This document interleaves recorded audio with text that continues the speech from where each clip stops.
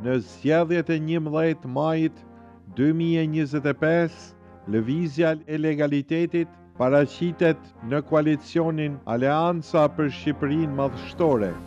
Alketa Agolli, avokate, për momentin është antare e Këshillit Bashkiak të Dibrës, është një ndër antarët antare e Këshillit Bashkiak më aktive, më prezentabël, më kundërshtimi projekt vendimeve për cilat kjo nuk i quan të drejta, është më opozitarja e mundshme në qarkun e Dibrës.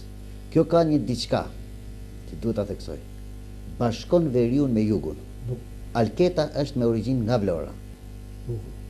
Keta është e martuar në Dibër, në një ndër familjet më të mira mbretërore që ka qarku i Dibrës, siç është familja Agolli. Familja Agolli është familje e nderuar zogiste, është familja e Ali Maliqit, të vrarë në 47-ën, të përsekutuar, të internuar në Berat, Tepelen, Lushnje, e me radhë.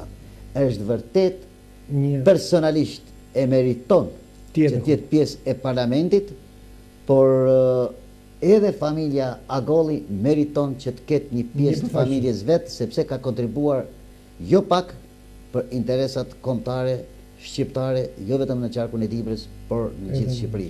E meriton që të jetë pjesë e parlamentit.